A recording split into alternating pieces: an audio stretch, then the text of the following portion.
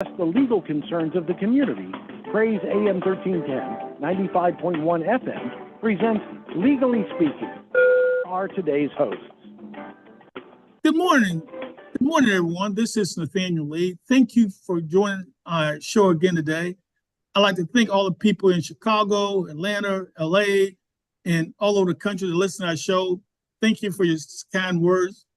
Today, we have my superstar panel with attorney Milton and attorney Vanita Banks. Also, we have the Marion County prosecutor. Today, we're going to give a recap of the most historic jury trial during my lifetime. In this era in American history, for the first time, we have an American former president convicted of 34 felonies with about 50 some odd felonies still pending. He had 2 impeachment. He had the highest deficit of any president in American history, $8.2 trillion in 4 years. The highest Black unemployment rate during my lifetime. Under Trump, unemployment hit 16.8% in 2020. He has a civil fraud judgment of $450 million. He has a civil conviction for sexual assault to Eugene Carroll for $80 million. And it goes on, loses his business license for fraud. So now we have a presidential candidate who, with this much baggage, and I saw today raised about over $50 million after he was convicted. We'll start off with our prosecutor, Mr. Mears. How you doing today, sir? Prosecutor Mears. Question, evidence. In this case, what I thought was unusual, and you've tried lots of major felonies, but in this case, I saw the state put on evidence from his accountant, his lawyer, his friends, his employees, and their case was based on everybody that was close to Trump. And I was just wondering, when watching the flow of evidence, including these exhibits, what were your thoughts? Well, first of all, Nate, thanks for having me on. But I mean, it was a really well put together case, and it's one of those rare cases where the material facts did not really appear to be in dispute. Everybody acknowledged the payment took place. Everybody associated with him acknowledged that Stormy Daniels was paid, was compensated. They just basically didn't like the fact that their defense appeared to be, we don't like the fact that you think this is a crime. And so it's one of the most unique cases I have ever seen, where everybody who worked for Trump, everybody who was associated with Trump, essentially agreed with, what took place. And they attacked Stormy Daniels and they attacked Michael Cohen, and they said they're not very good people. And maybe that's true, but that doesn't take away from the fact that you paid $130,000 to kill that story. And the prosecution led off with probably the most compelling witness, the owner of the National Enquirer, who said this is absolutely what happened. And I talked to Trump about it, and I talked to Michael Cohen about it, and they asked me to kill the story, and I did. And so, they had his accountants, his former attorneys, everybody involved in the process acknowledged that this is what took place. And so it was interesting to me that the defense was, well, we don't think this should be charged, and everybody's corrupt, as opposed to head on addressing the substance of the allegations, which was you paid $130,000 to a woman you had sex with while your wife was pregnant. And it was a very interesting case from a prosecutor's standpoint, because there was so much attention and so many people trying to distract from the facts. But the facts were not really materially disputed during cross-examination and during the presentation of the evidence. The defense just appeared to be, well, Michael Cohen's a bad person, Stormy Daniels is a bad person, and this is bad for the American people, as opposed to challenging the elements and the actual evidence that was being presented. Because I think the prosecution called 20 witnesses. 15 of them were probably sympathetic to Trump in the fact that they either worked for him or still do business with him. Yeah, one of the witnesses he called was his personal secretary, who authenticated that Stormy Daniels was in the building several times to see Trump. I mean, that was pretty damning evidence. But Attorney Grimes, you successfully tried criminal cases. One of the things that I thought was unique about this case was the jury instructions, in the sense that the defense attorneys in this case apparently decided not to have a jury instruction for the lesser included offense of the misdemeanor. I mean, what are your thoughts? You're on mute, by the way. Attorney Grimes, you're on mute. Gotcha. Okay. Excuse me. It was a gamble they took that maybe the jury just would not think this great man, this representative of the people, he may have made some mistakes, but it doesn't rise to the level of a felony. And so they gambled that the jury would not agree that his conduct, which was almost humorous to some people, was at the level of a felony. So why give them the option of a misdemeanor that is a little more palatable and easier for people to accept? So that was the gamble, one of the gambles they took. They took the gamble of your eyes are lying to you. Your lying eyes is what I learned during the King era. I never heard that phrase until then, that you could be looking straight at the evidence, but your eyes are lying to you. Let me interpret it for you. And so they did all of those things, and it just didn't work with what they're calling this New York liberal jury. So they're going to continue to spin what you and I and Ryan and Vanita see.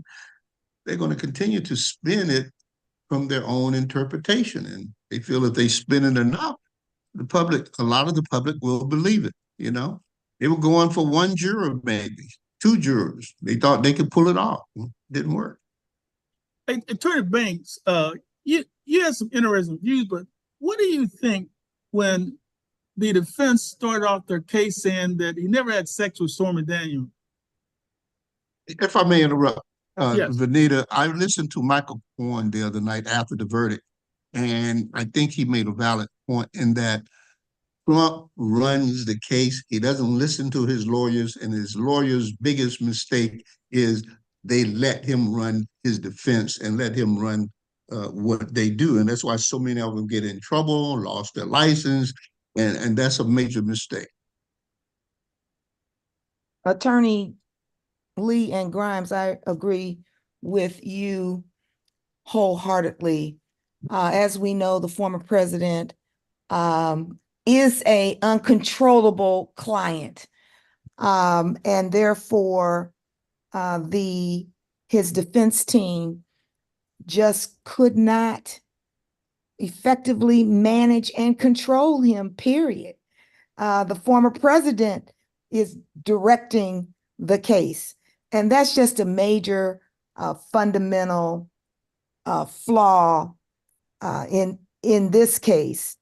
I think that the defense poorly defended the case. And to your question, I never would have, I would have stipulated to the affair, although he probably thought he couldn't, the former president, because once he stated that denial, then all this evidence came in that, really wasn't necessary to come in. But I think that at the end of the day, that we saw a demonstration of the justice system really working, and that, no one, including the former president, is above the law. There were 12 jurors in this case that were fairly selected by the parties. It's my understanding that the defense, the former president's counsel, only objected to one of the jurors. There was 5 weeks of evidence heard, a mountain of documentary evidence. We've talked about the former president's own employees and close associates and confidants, including his own assistant, the owner of Mr. Pecker, the owner or former owner of the National Enquirer. He acknowledged he's a good friend of Mr. Trump, but he told the truth. And so again, I think it's been stated there were over 40 witnesses in the case. The documentary evidence was clear. And so although I thought that there might be one juror to hang this case, the jurors, based on a mountain of evidence and the facts, found that he was guilty of 34 counts of falsifying business records. Attorney Banks, after the verdict, the Republican National Committee contacted every state chairman, and they all came out in unison saying that it was sham. It was a sham process. But not a single person said that the facts or evidence was false. So it's, from a political standpoint, they're attacking the results without addressing the issue of evidence. And how ineffective you feel that when they went after Stormy Daniels, who finished valedictorian of a high school class, who's apparently a very intelligent woman, they're attacking her credibility for something she got paid for. I didn't think that made a lot of sense. Well, that's all part of the playbook. Distract from the real issues, and not address the true facts of the case. I mean, that's just part of the essential playbook. Deny. Okay. Start out with false premises. What we're hearing now, the former president is stating that, it's Joe Biden prosecuted this case. This is a state case. It's not a federal case. And so they start out with false premises, which unfortunately play to their base. And my fear is that I'm hoping, for the sake of our democracy, that not enough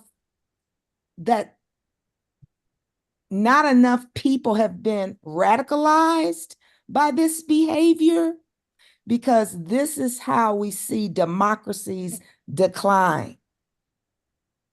And there's really a playbook on this in other nations. And even when we go back to the end of the Civil War and Jim Crow laws enacted in the South after the Civil War.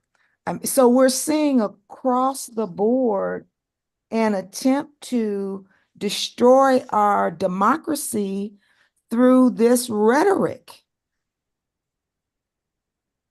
denying the outcome of lawful elections, even though over 60 cases and judges, including Trump-appointed judges, found that there was no fraud in the 2020 election. And I could go on and on and on about the tactics that are being espoused. Threats to suspend the Constitution, for example. Threats to jail your opponents. Encouraging violence. All of these things and tactics are used by authoritarians, right? And can lead to the decline of a democracy. And so that's my biggest concern, is that his base and others have been radicalized through a playbook that really is not new in the history of the world. Yeah. Prosecutor Ryan, what was one of the important factors in this case? Michael Cohen, who was the last witness in 2018 during the Trump presidency, Trump Attorney General prosecuted Michael Cohen for the following. He made or caused 2 separate payments to women to ensure that they did not publicly disclose their affairs with the presidential candidate in advance of the election. In one instance, Cohen caused American media to make a $150,000 payment to one woman, and the other made a $130,000 payment. So Michael Cohen was prosecuted under the Trump Justice Department for making payment to Karen McDougal and Stormy Daniels to American media and directly to her lawyer in the second case. So the political pundits are saying that these was sham charges, never should have been brought. But the same thing that Michael Cohen was prosecuted and served time for was the same facts and evidence to send Michael Cohen to prison.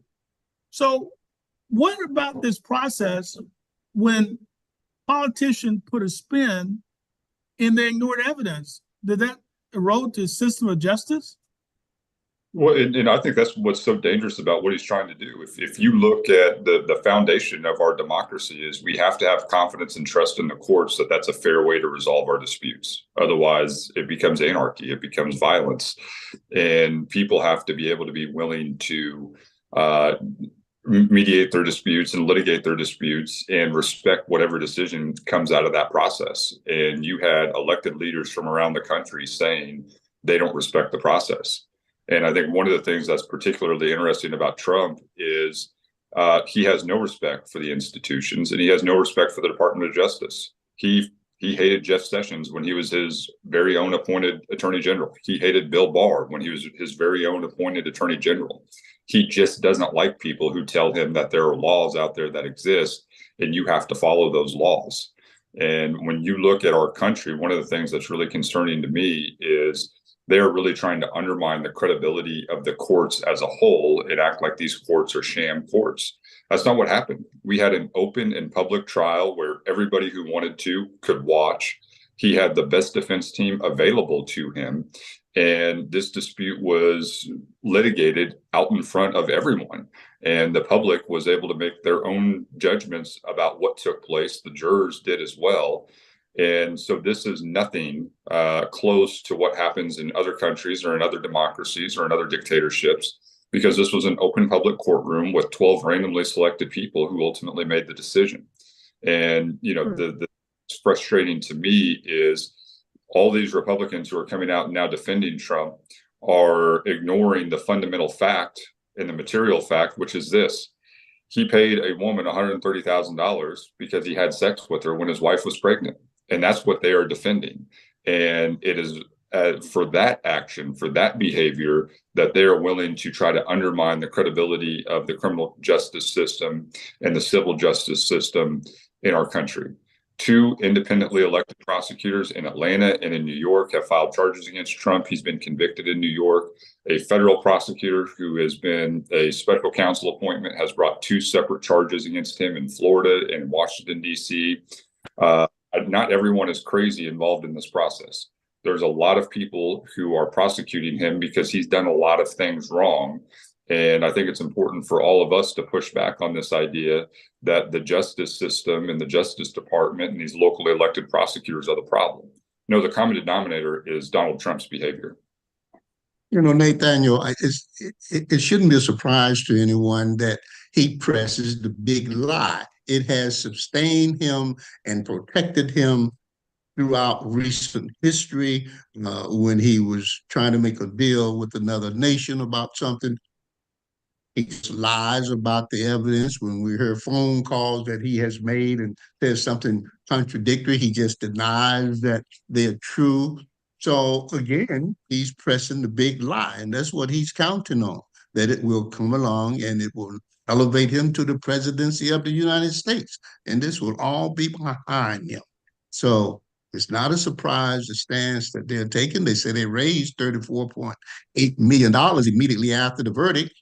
Some people are denying that that's true, but he's making the public think, see, I am more popular. I am better qualified to be your leader. All this was a sham and misguided, and just follow me.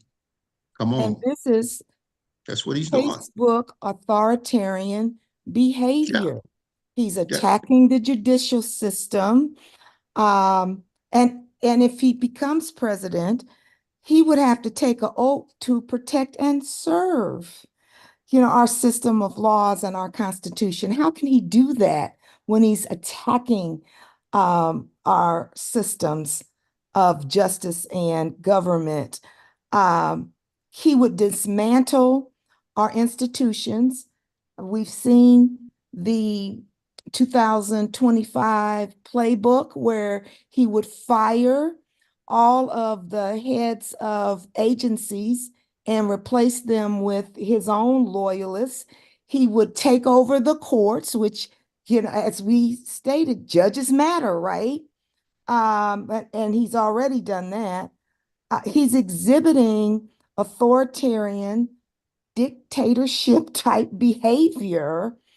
And again, that's what worries me. And we just have to continue to put the facts out there because we must have faith in our legal system and our rule of law, because otherwise you have anarchy and chaos. Okay, we'll take a caller now. We have a bunch of folks waiting to add on. Okay, caller, you have a question coming for us today about the Donald Trump case. All right, Brother Nate, Attorney Mears, Attorney Graham, and Banks' brother Imhotep here just got back from Atlanta and Florida, and I'm telling you the news down there, especially in Atlanta, you get some good news, some exciting news when you look at the local news about Fannie Willis and that situation down there, the former President Donald Trump, the criminal, not a felon, convicted felon, Donald Trump, and then in Florida, of course, with these things going down there. Three quick things I just want to ask you all. Number one, we know he's a convicted felon by state charges. Now, I'm not a lawyer, my mother's lawyer, I'm not, but I've been to a few trials. How was he able to walk out after being convicted as a felon? Because generally most state cases, I know the feds give you time to get your stuff in order, but most of the people I know who got convicted in state, they were never able to just walk out after the conviction. That's one. Number two, he can argue the January 6th stuff, and I ain't had nothing to do with that. So, okay, that's fine. But I was in Florida. I've been gone all week, Atlanta, Florida, and I listened to Michael Cohen stuff the other day on MSNBC, and he can't lie about them documents. Those documents, the document case, I think, is the real stake in his heart. And that judge down in Florida, correct me if I'm wrong, the judge in Florida is the one handling that because she's kicking the can down the road and doing some things we don't like. You just talked about the judiciary, Attorney Banks, and yes, it's very important. But that document case, that's the one I think that really should stick hard in, because when you listen to Cohen and those sub-secrets that he gave the Australian billionaire, and those other secrets just passed out all over the place. Documents just passed out like candy. He can't get around that. And number three, 70-some million people voted for him last election. Tony Mears, you know it. Your progressive thinking as a white prosecutor, and I give you credit because of the research you've done has been cutting edge, like Kim Fox, what she did the last couple of weeks up there. Attorney Banks, I've kept up with that, but she's on the cutting edge and she's leaving. There's Caucasians in this country that they believe the law does not apply to them. They truly believe that. Because remember, he made a statement that black folks can relate to him because they understand the judicial system, not as a rich black person, because Bill Cosby went to jail. They changed the law for him. Puffy is on the verge now. R. Kelly's in there. So rich blacks don't understand what he's talking about, but we do understand injustice in the system, but not as a rich white male. He can't put that analogy there. But I think they just don't believe the law, because I've been hammering them about, then why don't you say this stuff when it's a black person? Same with Scotty Scheffler, the golfer. Then why don't you say this stuff when we're arrested like that, over stuff like that? And I haven't gotten any answers on my X, my TikTok, or my Instagram. They don't think the law applies to them. Not all, but a majority think the law shouldn't apply to them. It applies to others. And so I just want to throw that out there. I think them documents, when you listen to Cohen talk about them documents he's passing out, man, he has to go. Thanks for taking my call. Wow, you said a whole lot, but as a general rule, the people that are coming out I don't know whether or not it's white versus black. I just think that it's almost like a cult caller in the sense that Michael Cohen, who was Trump's lawyer, pled guilty and went to prison for the same thing Trump got convicted of. With Trump was document, with Cohen it was making the payment. So it's the same case. So he went to prison. And so the point remained is that I think that you looking at this kind of narrow, the global looking at this basically is that we got a political party now that become a political cult because what they're doing and what they're saying is devoid of facts, devoid of evidence, and also they conveniently forget about the fact that Michael Cohen, his lawyer, went to prison for Donald Trump with Donald Trump's Justice Department. Folks, Michael Cohen went to prison for making these payments with Donald Trump Justice Department. So at that time, they felt that it was a valid method of prosecution. And by the way, there's been a lot of folks that went to prison, both white and black. One of the person that did campaign finance was Jesse Jackson Jr. I thought he was a rising star, could have been a presidential candidate, and he went to prison. Why campaign finance? This is something that's a big deal. You see Republicans and Democrats both get hit with this. We got Senator Menendez on trial now, receiving bribes and things like that, but it's all about finance. So it's a big deal. This is not something that the government takes lightly up until Donald Trump. Apparently he thought he could get away with it. Well, Milton, quick question. In terms of trial strategy, you watch the trial, and does a criminal defense lawyer lose credibility with a jury if he says something that's going to be disproven with the first witness? In other words, you already know that David Pecker could be the first witness, and you say something to the jury in your opening statement that's going to be completely disproved when the first guy takes the stand. One of my main objectives when I stand before 12 people is to be truthful, earn their respect and be credible. If you stand before the jury and you tell something that's going to be defeated right at the beginning, you've lost the case. You've lost the case. You've lost that jury. So it's important that the jury, even though you are a defense lawyer, believe that they can trust you.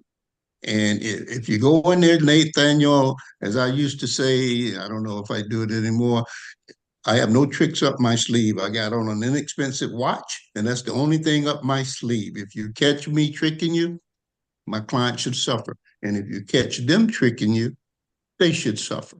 So I'm betting that I am the honest person in this courtroom. And if you go in there and get hit side to head in the first round, you're in trouble. It's simple.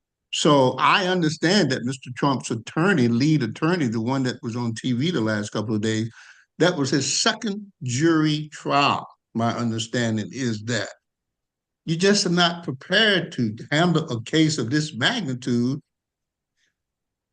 just starting your career or just coming out of the chute. I don't know how long he'd been practicing, but undoubtedly he was not an experienced lawyer. And that may have shown in this trial, Nate. Well, I think that most people don't realize maybe only 2% of lawyers are actually bona fide trial lawyers. You have people at the prosecutor's office, the public defender, they're trial lawyers because they do it every day. But the typical lawyer in private practice, they don't actually try cases on a daily basis or weekly or monthly basis. It's a rarity. And so the net result is that they get a major case like this. If you haven't done 100 of these cases, you're going to be deficient. In this case here, and I'll talk to the prosecutor about this, when you're doing a jury trial, the number one way you get a reversal is the instruction given to the jury. Right. You have the theory of your case and things like that. In this case here, the defense agreed with all the instructions I was looking at. So I'm trying to think, what do you appeal? Yeah, that's going to be interesting. And I mean, I think a lot of their appeal is going to be based on what was the scope of the direct examination, and did we get into issues that maybe weren't necessarily relevant. And I think it goes back to one of the points that was made earlier about not conceding the affair. If you're willing to concede the affair, all these salacious details and all these other things that were able to come out wouldn't have been a trial and wouldn't have been a part of this process. You could have narrowly focused on the mundane aspects of make this a paper case and make this a case about the document, as opposed to Stormy Daniels talking about having sex with the former president. If you stipulate that, if you agree to that, you take a lot of the wind out of the sails of the prosecution team, because they're just limited to something that's not nearly as interesting to the jury, that can sometimes be more difficult to describe and break down, which is this is a financial document case. And so I think they made a real mistake there. And that, you know this better than anybody, the only currency you have as an attorney inside a courtroom is your credibility. And they used their credibility when they came out and didn't want to concede the affair, didn't want to concede basically the general premise of the case. And first witness out, who's an admitted friend of Donald Trump, totally eviscerates what they just said during opening statement. Why would the jury believe anything that they said from that point moving forward? And so the general rule as a defense attorney, as a prosecutor, anybody involved in the case, is your credibility is the most important thing, and you don't say anything in opening that is going to be undercut or undermined during the course of trial. And if you think the facts might play out differently, or you don't know how the facts are going to play out, stay away from that topic. But this idea that they knew what Pecker was going to say, they knew what his testimony was going to be, they had the opportunity to depose him, and to step up there and say what they said during opening statement, they totally set themselves up to fail. And their entire premise of their defense was eviscerated with the first witness. And so you can say Stormy Daniels is a liar, you can say Michael Cohen is a liar, but you can't say your secretary is a liar, you can't say Pecker's a liar, and you can't say those documents are lying. And that's why I think they ran into extraordinary trouble. Well, one other thing that these people want to know that's most important, prosecutor, that's this: 34 felony conviction. How does the defendant walk out of the court and go home free? Well, so these are Class E felonies in the state of New York, which is the lowest level felony.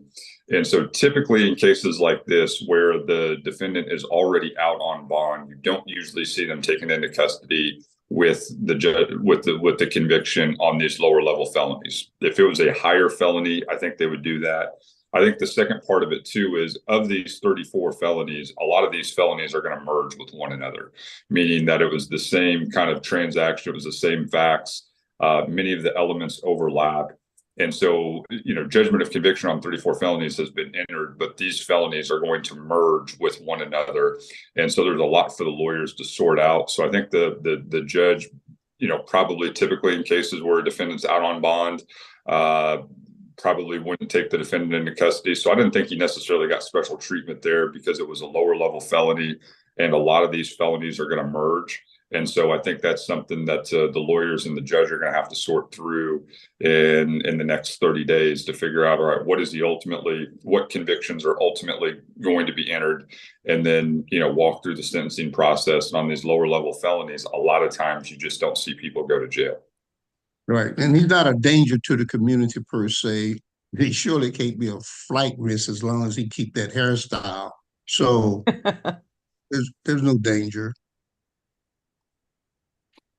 Attorney Bank, I got to respectfully disagree with Attorney Grimes when he said he's no danger to the community. Every time he talks, he's a danger. He's inciting riot, and he's encouraging people to go out and kill folks. I agree. I agree with you wholeheartedly, Attorney Lee. And the outright attacks on the judge, and there's concerns, as you know, regarding protection of this jury. They haven't been identified yet, but there are attempts to identify the members of this jury who may well need security and protection. And this is just unacceptable in a democratic society. In the traditional sense, he's not a danger to the community as a drug dealer, as a robber, as a murderer, folks. So when the court looks at those elements, it's not there yet. So Yeah. he can't go nowhere. So what do you think on July 11th? Do you think that he will, that the judge will issue a prison sentence? What do you think the outcome might be? Me, I think that there's a difficult position for the court to impose any type of incarceration on Mr. True. And the court's going to have to look at that in a serious vein, no matter how some of the public want to see, how bad they want to see him behind bars. It may not be a practical position or thing to do. So I would not be surprised if they devise some other method of punishment other than locking him up in a cell. It's not an easy thing to do with this particular individual. This is where I think he is going to get special treatment, because I can't think of another individual who could say the things that he has said about a judge, be held in contempt multiple times during this process, and not receive executed time in a jail. I mean, if you are any other defendant and you say the things that he said, if you do the things that he does, every judge is going to impose a sentence in the Department of Correction to send a message that we can't tolerate this type of behavior, and his behavior disrupt. If you're judged for the day, Ryan, where would you put him? What type of conditions would you place to protect him? Yeah, I agree with you. I think the judge is in a tough spot. Putting him on home detention in a 50,000 square foot house in Florida, I don't think sends a real strong message Right. to the community. So, I mean, I think the judge has to do something, but I don't know what that is. The practical realities are it would be really tough to put him in a lockdown facility. Right. But I definitely, for all these Republicans out there who are saying he's getting an unfair shake, he's 100% getting every benefit of the doubt when it comes to the sentence, because his behavior is that of someone who has demonstrated no respect for the process, and those are the individuals that you almost always see spend time in a jail cell. On July 11th. Okay. Go ahead, Nathaniel. Attorney Banks, I want to address this with you. My concern is this. We see people every day get convicted of crimes. Rarely have I seen anyone convicted of 34 felonies. I think that's a rarity. 34 felony conviction is pretty significant. So they're saying the danger is, Michael Cohen say that if he actually went to jail, that he will expose America's secret to make America at risk. And so that's what their big concern is. But the question is this: if he's not going to jail at all, why is the New York Police Commissioner preparing jail cells for his arrival? You've heard that, Attorney Lee, apparently? Yeah, I saw that one of the news clip. They say we'll be ready. That's very interesting. I heard something that said that for certain sentences, let's just say a year or less, I believe I heard, that time would be spent at Rikers. And I can't possibly envision that. What do you think? I'm thinking about what's the notorious Colombian drug dealer? Come on, guys. Anyway, he was put in prison and it was laughable. It was like a resort. He had maid service, swimming pool. Come on, Ryan. What's the Pablo Escobar? Yeah, Pablo Escobar. He was put in prison. He had all the modern conveniences of the Waldorf Astoria Hotel. I mean, it was a luxury suite. He had women being brought in weekly, all the conveniences of regular life, and his bodyguards, and they were having a party. He didn't want to escape. So I don't know, guys. All I'm saying is that what it would cost and the things that have to be put in play. You said the commissioner is already preparing for him. What are they preparing? If he's going to prison, what are they to prepare? Put him in a cell. So well, you'd have I just think it's a. I'm sorry. Go ahead. I'm sorry, Milton. You'd have to No, put go ahead. the Secret Service would have to be right there in jail too. They'd be in prison too, but I think it's unlikely that he will receive a prison sentence. He's a first-time offender. These are nonviolent paper crimes. And so I think it's unlikely, although his the Class E felonies that he's been convicted of, they're punishable by up to 4 years in prison. But again, the former president has a Secret Service detail. He's also the presumptive Republican presidential nominee. Incarcerating him would be a logistical nightmare. Well, the good news is in Florida, if you are a felon who's on probation or parole or serving a community correction sentence, you cannot vote. So at least he will not be able to vote for himself since he's decided to move his registration to Florida. He is ineligible to vote in Florida. Well, he wouldn't be able to run for office. You lose a lot of privileges and rights as a convicted felon, and that may be the bottom line of the whole thing. His punishment is likely to consist of fines, probation, community service, or a combination of all of those things. I feel sorry for that officer. For who? He feels sorry for the officer. They've got their work cut out for him. He's in a very difficult position. Well, the other issue involved messaging, and I'm disturbed when I saw Republican National Committee direct all these state chairmen to basically to disparage the case in the rule of law. What was most disturbing is the fact that it's almost like our leaders have become completely absent-minded.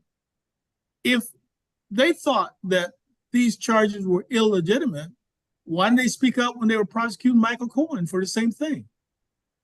If they thought the charge was illegitimate, why didn't they articulate at least something that was done that was false? I don't get it. Great question. The other thing is that it's unlikely that and I'm interested in your views on this, that any sentencing would take place prior to the election, number one, and two, he is likely to appeal. So it seems to me that the sentence might not take effect until after the appeal process plays out. What do you think? In criminal cases, rarely get an appeal. He would need the judge basically to find that the jury. I'm not going to set aside the jury verdict, but I have concerns about how the jury reached their conclusion, and then therefore I'm going to stay the sentence. That doesn't happen very often. I would be really surprised if they would stay the sentence, because the presumption is once the jury has rendered a verdict, the sentence needs to be imposed. And I can only think of maybe one or two times in my entire career where I've seen a sentence stayed. I don't know if you guys have had different experiences. I've seen it more. I've seen it done. I won't say it's done often, but I've had it done a couple of times in cases that the court stayed the sentence pending the appeal. It was done in Jim Brown's case out here in Los Angeles for a misdemeanor conviction when it was property damage in his own home. I didn't do the trial, but I did the appeal, and his sentence was stayed until after the appeal. There's been one other case. The lady that I had killed her baby, postpartum psychosis defense, her sentence was stayed, even though it was just treatment. It was stayed. So it's done. rarely, but it's done in some cases. So the judge can impose the sentence and stay it until after he completes his appeals. Right, and he can be on bond, a bond designed for the appellate process. So those are the possibilities that Mr. Trump, I'm sure, will be seeking. Well, Counselor, the caller want to know, there was a couple lawyers on the jury, and they want to know our opinion as to whether or not, if you're trying a case, will you leave a lawyer on the jury? In my case, absolutely, I always do. But, I do civil trials, and usually when I have lawyers, I get consistent verdicts. I mean, I get my verdict, but I get a consistent verdict because they're familiar with the law and they're familiar with accountability in civil cases. But I don't know, what's your thoughts? Nathaniel, it's easy to, ex-cops can be on the jury, probation officers can be on the, et cetera, et cetera. But I believe in listening to people and giving them an opportunity to express their feelings or views about certain issues within the case. And I've left ex-cops on a criminal case. I've left lawyers on the jury. I've left certain ethnic groups on juries if I felt that this person did not fit the did not fit the prejudice that's been created in our society about their free thinking. So jury selection, jury picking it's a difficult art. It's definitely not an expertise that anybody has. It's just it's a difficult process. It's an art. I've left some people on the jury that I should have left on the jury too on occasion. I have to admit that. It's a difficult process, guys. You can't just look at a person and say, okay, or their profession and say, no, they can't sit on my jury, because you may be kicking the best juror you can pick, if you do that. There's a story about a guy named, I got the 2-hour videotape on it. He was tried as a war criminal in the Japan after the war, World War II, and how the lawyer who had been one of the managers of the encampments out here in California was selected to represent him at this war tribunal, and how he hated Japanese.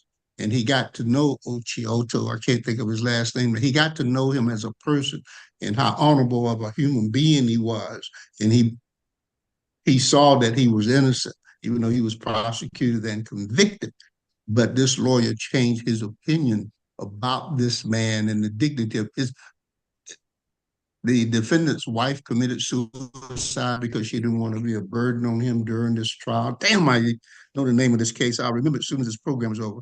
But anyway, it was the evolving of this lawyer feelings toward a certain race for the dignity and integrity that they too have. So it's all about the individual. It's not about the group when you're picking a jury, in my opinion. I agree with you wholeheartedly. We addressed this issue in one of our earlier shows, and you stated that it depends. Other commentators have stated that it probably was a mistake not to strike those 2 lawyers from the jury. And I don't know how likely or unlikely it is to have, well, it's probably obviously more likely to have 1, but 2 lawyers in a case like this. But when we look at the composition of this jury, it was 7 men and 5 women, including the 2 attorneys, and all professionals, a software engineer, an e-commerce sales professional, a security engineer, a teacher, a speech therapist, an investment banker, and a retired wealth manager for this essentially document case. Does that sound smart? Where they go out and find all these professional people? Weren't there some common people, bus drivers and taxi drivers in somewhere in New York? I'm just telling you the Give me some salt composition of of the this earth people on jury. my jury. Give me some This is a salt of the earth. this is a very professional jury. Yeah, that's suspect to me right there. I remember. I mean, right out of the gate for me. I remember protesting the jury because it didn't have one African American in the pool out of 100 people, and we protested that this man could not receive a fair trial. He was a young man, one of my first death penalty cases, who accused of killing a white store shopkeeper, and he was a young 19-year-old Black man.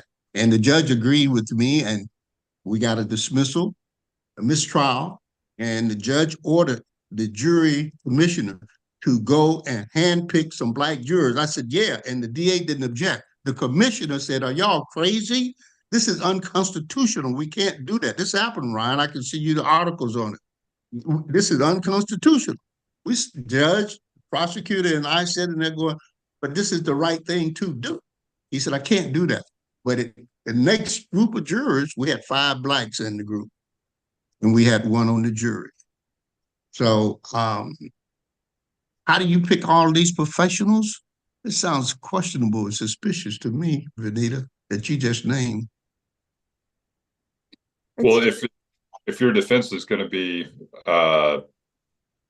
what their defense was, I don't know that you want lawyers on that jury. Higher expectations. It may have been some what do I want to call what do you do with just the intellectual properties lawyer who don't deal with people? What's it? Right. Like anyway, patent. Yeah, patent. You got it. You know that you said it. I didn't. You know. Well, I've read that part of their strategy was to get at least one juror to hang the jury. So right. Their strategy wasn't trying to get an acquittal.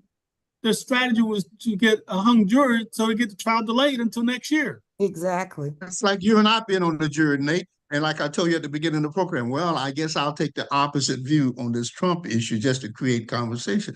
You and I on the jury. It may not come out to be an agreeable jury because you and I are going to go to war at different ends of it. I'm going to pick the opposite of what you say just because you're a lawyer, you know? So, hell. Well, Nate, how do we handle this constitutional crisis? We got a guy who's a leading candidate of a political party that apparently become, instead of Republican Party that I knew growing up and as a young lawyer, they become a cult almost. It's almost like they ignore evidence, they ignore facts, they ignore the rule of law in support of a significantly flawed candidate. I watch people on TV say how great of a job he did, and they forgot about the fact that while president, in our lifetime, we've never had a leader handle a pandemic as poorly as this president did, who thought you could cure COVID with bleach. We never had a leader in American history that incurred an $8.2 trillion deficit, $8.2 trillion. Or Black unemployment reached the highest level since the Great Depression, 16.9%. And so we have an alternate reality now. So now we get a jury verdict. Now we got a person running for president who can't conduct business in New York, whose corporation has been determined to be a fraud.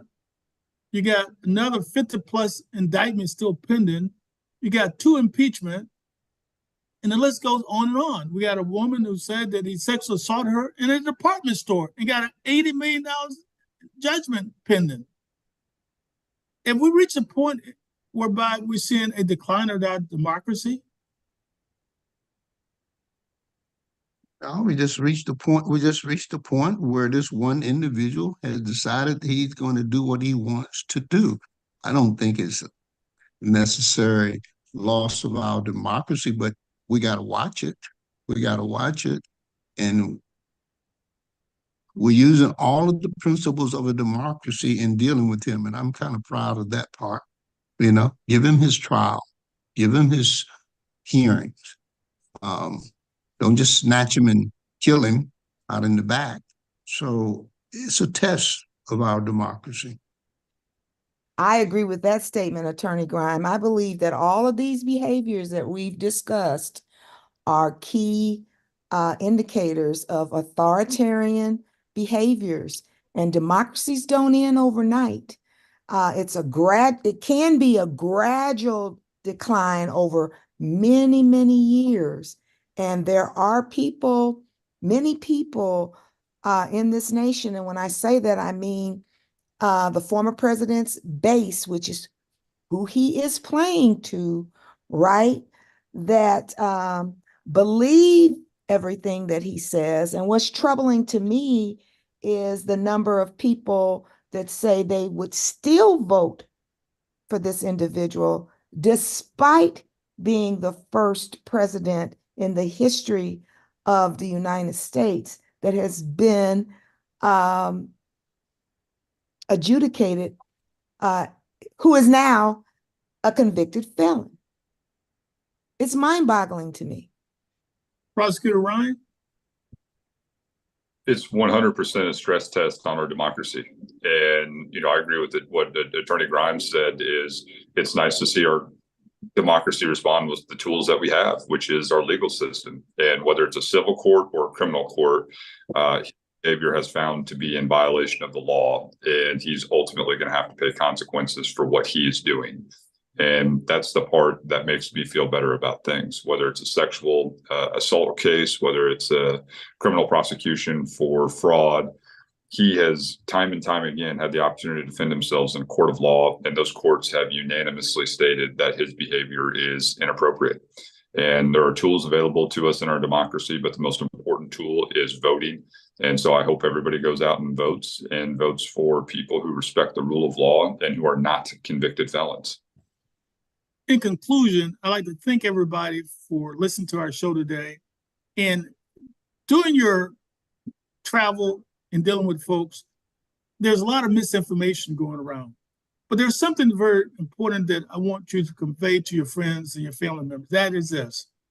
If the Republicans think that these charges were a sham, then how do they justify that the Trump Justice Department prosecuted Michael Cohen, his lawyer, for the same conduct? He received a prison sentence for the same conduct. They don't have an answer for that because American justice system is the best in the world, folks. We have the best justice system on the planet. And I'd like to thank you for listening to us, and we'll be talking to you next week. Thank you, everybody. Have a great day. Have a great day. Bye, Vanita. The views and opinions